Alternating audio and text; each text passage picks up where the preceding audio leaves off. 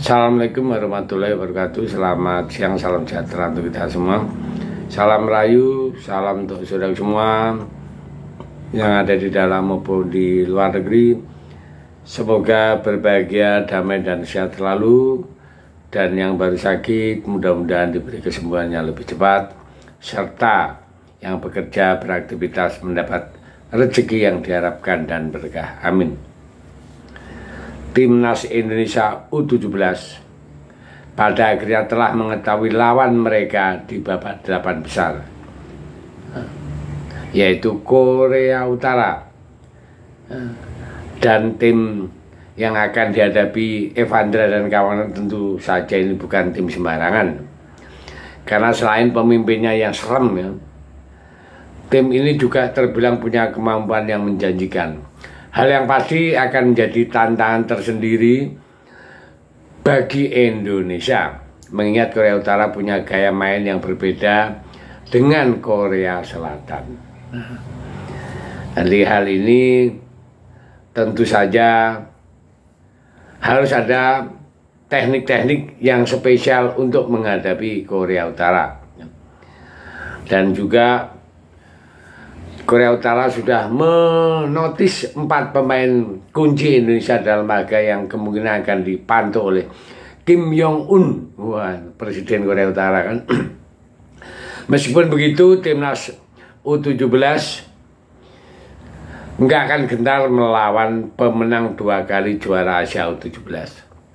Karena dengan 3 kemenangan yang telah diraih di fase grup, pada akhirnya membuat tim ini makin naik pamornya untuk terus mencoba menang di match day yang berikutnya. Kini Garuda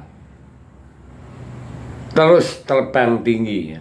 Jadi karena apa? Karena dapat dibilang untuk mendapatkan asa yang lebih tinggi. Walaupun kita sudah lolos ke Piala Dunia, Garuda masih memiliki hasrat untuk bisa terbang tinggi di Piala Asia.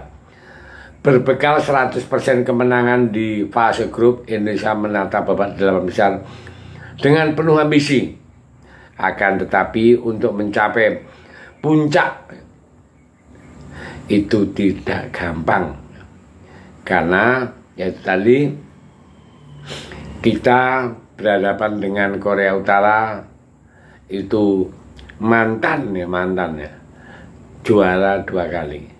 Nah, kalau kita lihat Korea sendiri hasil terakhir imbang ya, 2-2 dengan Oman, dan akhirnya mengantar Korea Utara lolos ke 8 besar, sekaligus mengunci 1 tiket ke Piala Dunia dengan duduk sebagai runner up ya.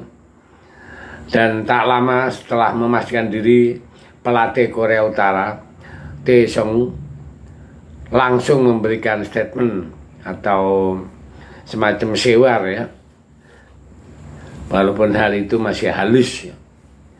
Tim Garuda ya, menurut dia itu punya skill dan punya daya tahan tubuh, dan kami tidak takut. Itu ya, yang disampaikan adalah pelatih Korea Utara. Dia menegaskan melawan Indonesia akan menjadi laga yang besar, yang mana ia ingin para pemainnya bisa meredam tim Garuda yang di fase grup cukup produktif dengan 7 gol dari 3 laga.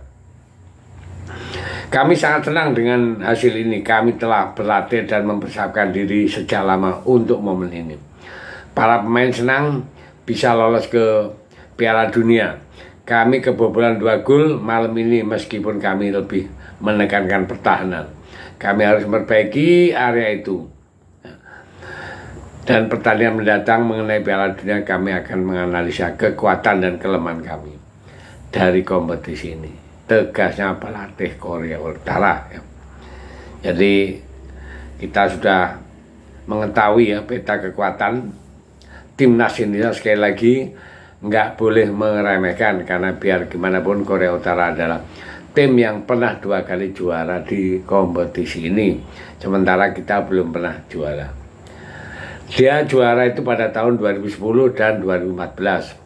Selain itu, analisis terbaik juga harus bisa dilakukan oleh Coach Nova, mengingat Korea Utara punya gaya main yang berbeda dengan Korea Selatan. Jika Korsel adalah tim yang sangat ofensif, maka Korea Utara adalah tim yang lebih cenderung defensif alias reaktif, yang mana dia justru sama dengan gaya main Indonesia. Meskipun begitu, secara performa di grup Korea Utara terbilang oke lah, bisa kita bantu dan kita bisa menanganinya. Sebenarnya di match pertama mereka imbang 1-1 melawan Iran, lalu di match kedua menang 3-0 atas Tajikistan, dan di match terakhir Korea Utara imbang 2-2 ya, dengan Oman ya 2-2. Jadi dia itu memasukkan 6 gol, kebobolan 3 gol, menjadi tim yang lolos sebagai runner-up dan sebagai juara grup malah Tajikistan yang pernah dia kalahkan. Itulah namanya bola. Jadi ini adalah mulai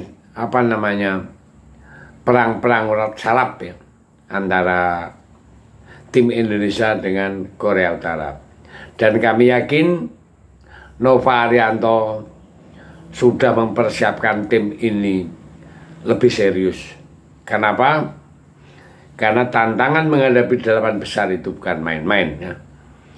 Dan Indonesia sebagai tim debutan di dalam kancah 8 besar ini juga menjadi prioritas yang spesial agar supaya mental pemainnya betul-betul harus diperhatikan. Karena kunci keberhasilan salah satunya adalah mental baja. Tapi kalau dilihat dari rekod yang sudah ada, mental tim ini sudah jadi ya.